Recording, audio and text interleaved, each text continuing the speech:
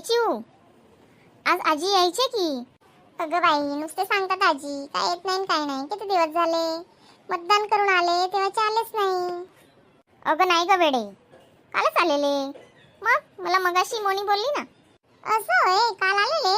आपण तर रात्री चाललो होतो, आपल्याला कुठून कळणार. अगं आताच फोन आला, आजी येत आहे आणि आज कृष्ण सुदामाची गोष्टही सांगणार आहे. ओ येस, व्हेरी व्हेरी ओके. सुदामाची गोष्ट तर मला लईच आवडते. मग उरकाव की, सगळ्यांना बोला फटाफट. माझी थांबायची नाही जास्त वेळ. यस यस बॉस, चलो जस्ट हम सबको बुला के लाते हैं. हां, तर वातरायचं कमी कर आणि लवकर बोला. तुला तर काय समजतच नाही, मजाक मस्ती तुला काय कळतच नाही कधी. अगं जा ग बाई. चालले जरा मूड नीट ठेव. सदा कदा रागातच राहते, कॉमेडी तर कधी करतच नाही. वेडी कुठली. ओ नमस्कार आजी, या या या बसा. अरे बापरे, लईच दिवसांनी भेट झाली माऊची. काल आलेली, मग केव्हा आल्या हो पोरी हो तुम्ही? आम्ही रात्रीच आलो आणि मगाशी मला त्या चिमीने पण सांगितले तर आजी कालच येऊन गेल्या म्हणून. हो काल आलेली, पण माझं मूडच नाही लागलं बघ, तुम्ही नव्हते आता दोन्ही बहिणी. हां, काही सांगायला अशी उत्सुकताच नाही वाटली काल. हां काय नाही, आज सांगून द्या. हां, तुमचा फोन आला आणि फटाफट चिवलाई म्हटलं जा आज कृष्ण सुदामाची गोष्टही सांगणार आहे आजी. पटापट सगळ्यांना बोला म्हटलं. हां, लवकर लवकर बोलवा म्हणजे वेळच होत नाही. पटापट मग कसं त्यांना यामध्येच अर्धा तास घुसून जातो की, आणि मग किती बोलायचं आणि किती थांबायचं असं मलाही कळत नाही. मग गोष्ट या पूर्ण राहते की, मग मला शॉर्टकटच करावं लागतं. हो बरोबर. हां, काय नाही हो आजी, बसा की आरामाने, सगळेच येतील आता. गेली केव्हाचीच बोलवायला चिव. हो ठीक आहे. काय मग गावाची हवा पाणी फिरून आले सगळे मामाच्या घरी? हो, मामाकडे मावशीकडे सगळ्याचकडे जाऊन आलो. पुण्याला गेलो, नाशिकला गेलो, सगळ्याकडे फिरून आलो आजी. पण ऊनच खूप आहे, उन्हामध्ये निघायचाच जीव नाही होत. हो तेच तर खरं आहे, म्हणूनच मी येत नव्हती उन्हासाठी. नमस्कार हो आजी.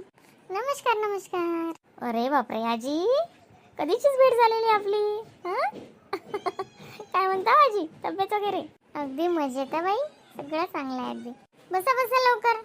उरका आजी, चालूच करून द्या, तुम्हालाही वेळ होतो मग. येणारे येतील की. श्री शिवाय नमस्तुभ्यम. श्री शिवाय नमस्तुभ्यम हो आजी. चला तर आपण आज सुरुवात करूया एका नव्या गोष्टीला. गोष्ट तशी तर जुनीच आहे, पण आता सांगताना तिला नवीच म्हणता येईल की. तर कृष्ण आणि सुदामा हे सगळ्यांनाच माहिती आहे की नाही बरं? हो सगळ्यांनाच माहिती आहे. तर मग कृष्ण आणि सुदामा हे कोण होते? परम मित्र होते ना. तर एकदा काय झाले, ते शिकण्यासाठी, विद्या धारण करण्यासाठी एका आश्रमात राहायचे. मग आश्रमात राहिल्यावर सगळे कामही करावं लागते. लाकडं आणायचे, काय करायचे ते गुरुमाईला मदत करावं लागते. मग लाकडं आणायला सुदामा आणि श्रीकृष्ण दोन्ही गेले. मग गुरुमाईने थोडे थोडे चणे दोघांनाच बांधून दिले. आपले हरभरे म्हणतात ना फुटाण्यासारखं, असे दोघांना सारखे सारखे दिले एका कापडात आणि बांधून दिले. तर म्हणाले भूक लागली तर तुम्ही खा पोरांनो हे. मग सुदामा काय तर लाकडं वेचायला लागले दोघं जण. कधी तोडले असतील कधी वेचले असतील, आता त्यांचं त्यांनाच माहिती ते. तर सुदामाने त्याचे हरभरे खाऊन टाकले. मग राहिले कृष्णाचे, आणि कृष्ण काय, कृष्णाची भक्तीच अपार. आता देवरूपी माणूस, त्याला काय भूक लागते का काय? त्याचे हरभरे तसेच राहिले, त्याला आठवणही नाही. पण त्याला अंतरी सगळंच माहीत होतं, पण एक कर्माचे भोग कधी सुटतच नाही ना. तर त्याचे स्वतःचे हरभरे सुदामाने खाऊन घेतले आणि कृष्णाचे राहिले तेही चोरून चोरून खाल्ले. आणि मग काय, ते हरभरे संपल्यावर कृष्णाला लक्षातही नाही, अंतर्मनी सगळं माहिती होते.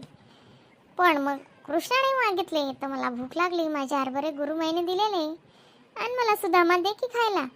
तर सुदामा काय म्हटलं असेल बरं? सुदामा अगदी खोटं बोलला.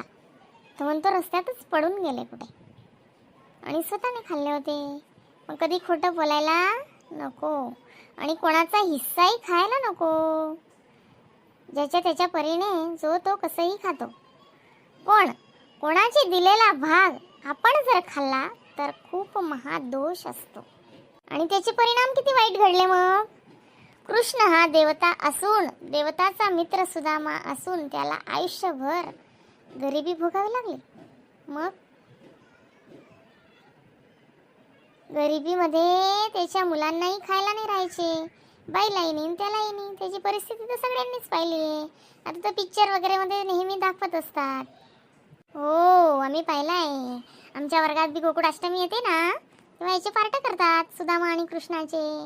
खूप मजा येते हो आजी. सुदामाला बनवतात असं, एका त्याला विग लावून देतात केसांना आणि काठी देऊन देतात आणि असं फाटकं तुटकत होतं आणि ते घालून त्याला सुदामा बनवतात. खूप मजा येते आमच्या वर्गातही. गोकुळाष्टमीच्या वेळेस करतात ना.